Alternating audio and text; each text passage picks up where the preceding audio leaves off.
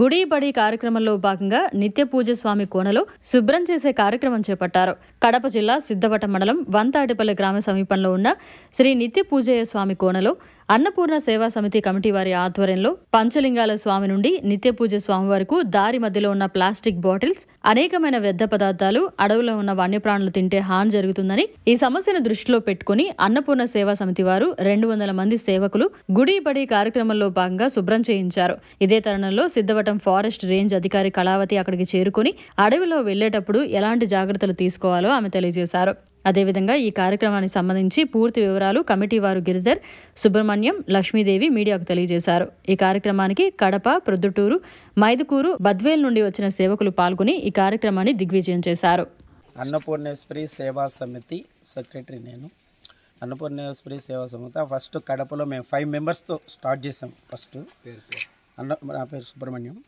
అన్నపూర్ణేశ్వరి సేవా సమితి first starting వచ్చేసి మేము ఓల్డ్ ఏజ్ హోమ్స్లో కానీ, అనాథ పిల్లలకు కానీ, ఇప్పుడు ఓల్డ్ ఏజ్ హోమ్స్ ఉన్నాయి కదా, వాళ్ళందరికీ సేవ చేయాలనే ఉద్దేశంతో 5 మెంబర్స్తో స్టార్ట్ చేసాం ఫస్ట్. ఇప్పుడు మా అన్నపూర్ణేశ్వరి సేవా సంస్థలో 300 మెంబర్స్గా జాయిన్ అయ్యారు. దీని ఉద్దేశం ఏంటంటే సేవ చేయడమే మెయిన్ ఉద్దేశం దీనికి, పేదలకు కానీ అనాథలకు కానీ అందరికీ. కానీ ఈ కార్యక్రమానికి ఒక గుడిబడి సేవా సమితి ఒకటి కూడా యాడ్ అయిపోయింది. దీని ముఖ్య ఉద్దేశం సనాతన ధర్మంలో ఏడన్నా పురాతన దేవాలయాలు కానీ అంటే ధూపదీప నైవేద్యాలు లేని టెంపుల్స్ ఎంచుకొని దాన్ని మేము డెవలప్ చేయాలనే ముఖ్య ఉద్దేశంతో ఈ టీం పనిచేస్తుంది.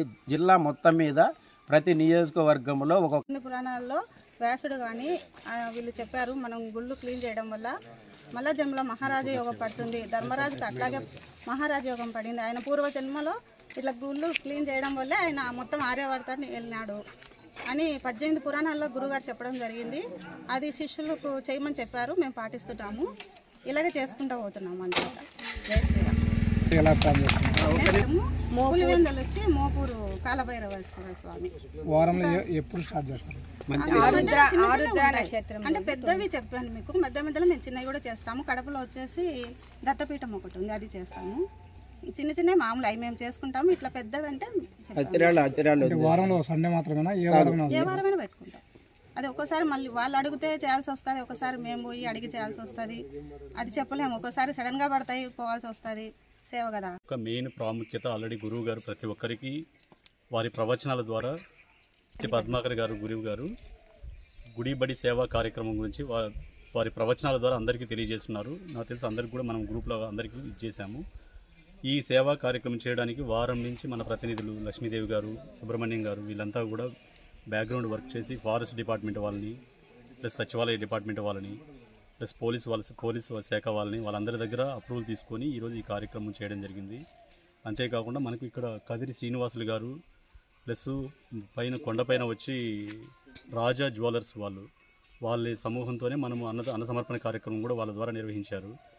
సో ఈ కార్యక్రమం ఇంత దిగ్విజయంగా నడవడానికి మన గురువు గారు వారి యొక్క ఆశీస్సులతోనే మనము ఈ కార్యక్రమాన్ని దిగ్విజయంగా ముందుకు నడిపిస్తున్నాము.